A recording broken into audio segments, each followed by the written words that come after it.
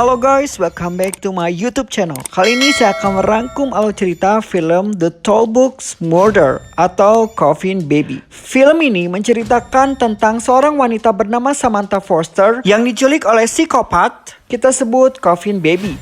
Samantha dipenjara dan dipaksa menyaksikan puluhan bahkan ratusan warga Los Angeles lainnya dibunuh dengan secara brutal. Samantha yang menjadi gila memaksakan diri untuk makan daging manusia yang dimasak dari korban sang psikopat. Sebelum melanjutkan alur cerita, jangan lupa klik tombol subscribe dan jangan lupa nyalakan tombol lonceng notifikasinya agar kalian tidak ketinggalan video terupdate dari saya. Tanpa berlama-lama, langsung saja cekidot.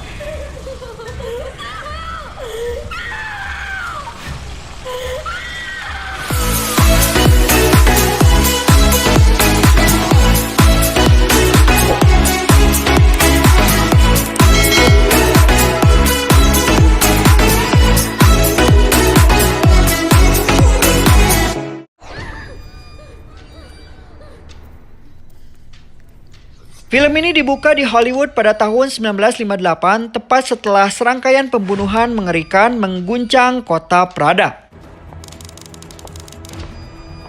Seorang wanita, kita sebut namanya Anna, yang sedang berjalan merasa diperhatikan oleh seseorang yang memakai jubah hitam dan sangat mencurigakan. Ia pun menghiraukannya dan bergegas pulang. Sesampai di rumah, Anna yang masih belum menyadari bahwa seseorang telah masuk ke dalam rumah, ternyata itu hanyalah kucing.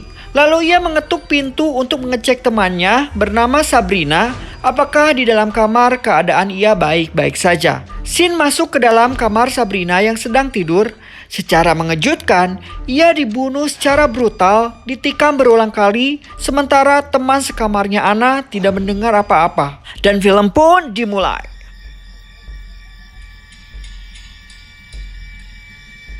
Cerita bergulir, sang adik bernama Samantha yang datang di kantor detektif terlihat depresi atas kehilangan sang kakak.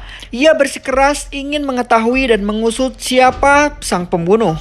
Sang detektif mengatakan bahwa ini tidak mudah, butuh proses, bahkan teman sekamar Sabrina mengatakan saat kejadian tidak ada suara apapun. Dan di pemeriksaan tersebut tidak ada sidik jari sama sekali, berarti psikopat ini sangat cerdik. Dan di sana pun terdapat Freddy, yaitu pacar dari sang kakak Sabrina. Samantha yang mulai putus asa akhirnya memberanikan diri untuk datang ke rumah kontrakan sang kakak. Di sana ia dicegah oleh seorang polisi, tapi Samantha bersikeras masuk untuk melihat TKP. Samantha yang masuk ke dalam kamar sang kakak, di sana ia melihat simbol-simbol aneh yang dilukis dengan darah di cermin kamar mandi. Dan secara aneh, Samantha menyalin di lengannya dengan darah saudara perempuannya tersebut. Polisi yang menangani kasus ini, Detektif Jackson yang sebelumnya, dan Detektif Cole, ia menghampiri Samantha menganggap bahwa pacarnya Sabrina yaitu Freddy terlibat dalam kasus pembunuhan ini.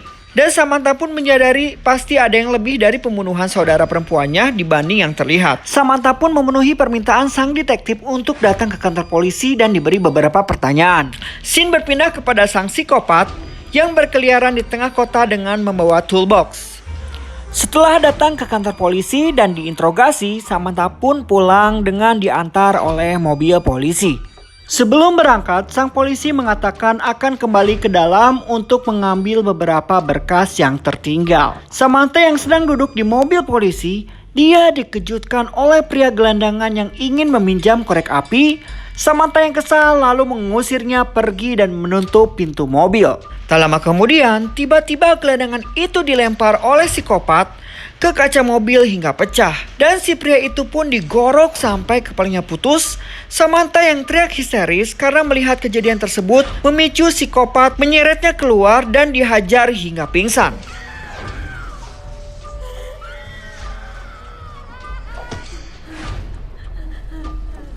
Saat Samantha terbangun, dia berada di sebuah penjara. Ia menyadari bahwa dirinya telah diculik oleh sang psikopat yang membunuh kakaknya. Samantha yang kesal lalu berteriak memohon untuk dibebaskan.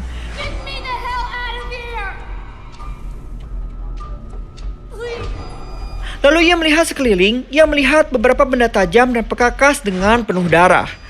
Sang psikopat yang datang menghampiri Samantha lalu membuka lengannya dan melihat simbol yang dibuat Samantha sebelumnya. Di keesokan hari, lengan Samantha digosok oleh psikopat dengan batu agar membersihkannya dari simbol-simbol tersebut dengan entah apa maksudnya.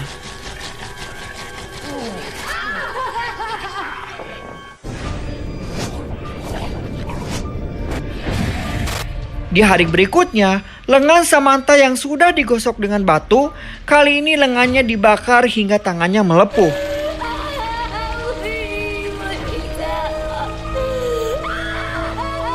Singkat cerita, di hari kelima, Samantha yang mulai muntah kini diberikan air minum. Samantha yang kesal berteriak, "Apa yang kau inginkan dariku?" Ia pun dilemparkan kepala manusia dan Samantha mengatakan dan berteriak, "Aku membencimu." Scene berpindah kepada sekumpulan pemuda, yaitu 4 laki-laki dan 1 perempuan yang hendak mengendarai mobil. Di sana mereka dijebak oleh psikopat sehingga salah satu dari mereka turun dari mobil.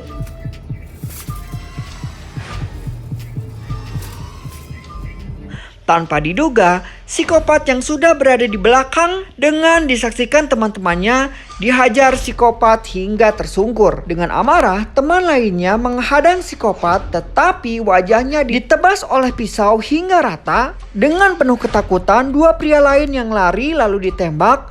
Berikut dengan wanita yang berada di dalam mobil juga ditembak tepat di kepalanya. Scene berpindah di kantor polisi. Polisi masih berfokus kepada Freddy, sang kekasih Sabrina. Selain menginterogasi kematian Sabrina, polisi juga menanyakan atas kehilangan Samantha. Hingga saat ini, polisi belum memiliki petunjuk atau bukti nyata untuk mengarahkan mereka ke pembunuh berantai yang sebenarnya. Scene kembali kepada Samantha. Ia melihat seorang wanita yang baru saja diculik oleh psikopat. Dan wanita tersebut menghampiri Samantha memohon untuk menyelamatkan dirinya. Tetapi wanita itu dihajar tepat di kepala dengan palu. Tanpa ampun, sang psikopat memukulkan berkali-kali ke kepalanya hingga tewas lalu memotong paha sang wanita dengan gergaji. Samantha yang kini dipaksa untuk menyaksikan pembunuhan secara brutal.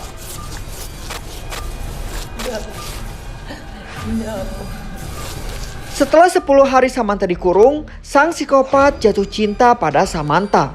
Salah satunya Samantha diberi makan dan menyuruhnya untuk menonton TV dan diberikan popcorn. Tetapi penyiksaan itu belum berakhir.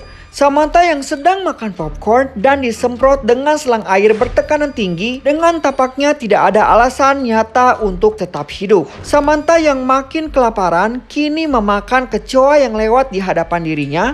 Hingga suatu hari Samantha diberikan bunga anggrek. Scene kembali kepada Freddy yang diinterogasi detektif. Freddy mengungkapkan bahwa terjadi cinta segitiga antara mereka, yaitu dirinya, Sabrina, dan Samantha. Dan bahkan bercinta dengan mereka sekaligus. Freddy juga mengatakan bahwa dia mempunyai bayi bernama Jessica hasil hubungan dengan Sabrina. Freddy pun memaparkan saat terakhir mereka berempat berlibur di sebuah danau. Freddy dan Samantha, mereka berdua berbicara akan meninggalkan Sabrina malam ini. Sabrina yang mendengarkan percakapan tersebut akhirnya kecewa. Tanpa Freddy ketahui, bayi itu menghilang seperti ditenggelamkan di danau oleh Sabrina. Di sana pun kita melihat sebuah karpet dengan simbol. Mungkin kalian masih ingat, simbol ini adalah simbol yang berada di kaca saat Sabrina dibunuh dan dituliskan di lengan Samantha.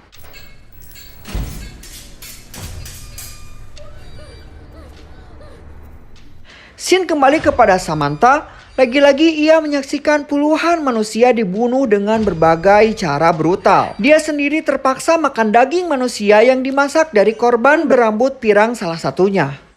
Singkat cerita, Samantha yang terbangun kini sudah diikat dengan rantai. Lalu ia melihat Freddy yang diikat dan memohon meminta tolong. Samantha yang berteriak histeris karena dipertontonkan sang pacar Freddy dibunuh oleh psikopat dengan keji. Freddy dibedah isi perutnya dan digorok kepalanya hingga putus.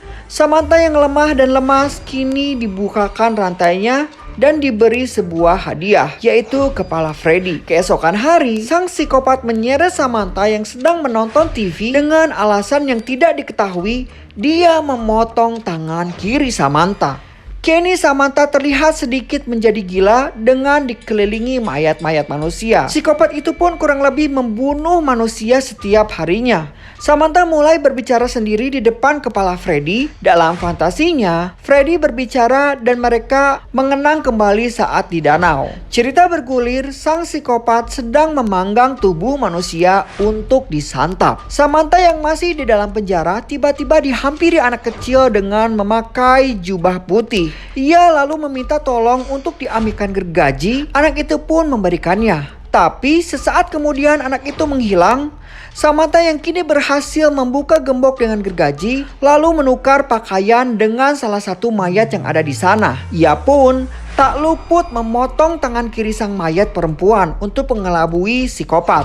Saat ia mengendap-endap untuk kabur, secara tidak sengaja ia bertemu dengan Vance. Vance adalah seorang laki-laki tua misterius yang ditahan. Vance menanyakan kepada Samantha, apakah kau melihat anak kecil itu? Samantha menjawab, ya, saya melihat. Vance juga berkata bahwa Samantha adalah seorang penyelamat. Samantha pun tidak mengerti apa maksudnya, bahkan Vance menyuruh untuk kembali masuk ke dalam penjara. Di sisi lain, psikopat yang mengetahui bahwa yang di dalam penjara bukanlah Samantha, ia bergegas pergi memburu Samantha. Samantha lalu diseret kembali dan hendak punggungnya digergaji mesin. Tapi dia akhirnya berhasil kabur, kembali bersembunyi. Adegan kucing-kucingan pun terjadi. Sesaat kemudian Samantha mengambil gergaji dan menyelamatkan Vance. Mereka pun bergegas kabur. Vince menunjukkan di mana anak kecil itu berada. Vince lalu menyuruhnya untuk kabur bersama anak kecil tersebut sebelum psikopat menemukannya. Kini Vince yang pergi akan melawan psikopat. Ia berkata kepada Samantha bahwa dirinya sudah mati. Jadi, yang kita lihat selama ini adalah fantasinya Samantha. Begitupun anak kecil itu adalah fantasinya Samantha. Fantasi ini terbentuk karena Samantha sudah depresi. Samantha yang kabur bersama anak kecil tersebut lari ke atas rooftop lalu berhasil mendorong psikopat hingga terjatuh dari atas bersama si anak kecil. Singkat cerita, Samantha yang belum sadar akan fantasinya, ia melihat anak kecil itu hidup kembali dan ia membawa anak kecil tersebut keluar gedung. Saat di luar, ia berkata, "Kita bebas," dan betapa indahnya saat melihat matahari. Akan tetapi, anak kecil yang ia pegang tiba-tiba menjadi tengkorak. Tak lama kemudian, ia kembali diseret oleh sang psikopat. Terlihat di sana, arwah penasaran berikut dengan Vince mengikuti langkah psikopat yang menyeret Samantha. Di sisi lain, detektif masih menginterogasi atas kematian Sabrina dan menghilangnya Samantha dan Freddy. Mereka menemukan beberapa bukti di ponsel milik Freddy yang terekam bahwa sang psikopat telah menguntitnya. Tak lama kemudian, ahli forensik mengatakan bahwa penemuan bayi ditemukan di danau dan DNA-nya cocok dengan Freddy dengan Sabrina. Polisi kini mengetahui yang sebenarnya jika yang diceritakan Freddy sebelumnya adalah kebohongan. Dan faktanya, sang ibu bayi adalah Samantha bukan Sabrina. Dan Samantha lah menenggelamkan bayi di danau saat mendengar percakapan Freddy dan Sabrina yang akan meninggalkan dirinya.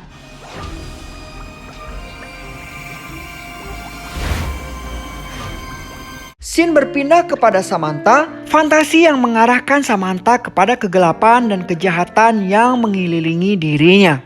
Dan kini kita mengetahui bahwa anak kecil yang ada di dalam fantasi Samantha itu adalah anaknya. Di sini terlihat Samantha terus berdoa untuk meminta ampun kepada Tuhan. Tak lama kemudian, anak kecil itu tiba-tiba memberikan sebuah ponsel kepada Samantha. Lalu adegan memperlihatkan telepon di kantor polisi berdering. Sesaat kemudian, polisi mengepung markas sang psikopat. Dengan amat terkejut, detektif menemukan ratusan mayat tergeletak dan beberapa mayat digantung, serta puluhan mayat yang sudah menjadi tengkorak. Lalu mereka menemukan mayat yang tertancap di dinding dengan bertuliskan di dada, yaitu, "Jika kau tidak bisa menjadi sesuatu yang besar, lakukanlah sesuatu yang mengerikan."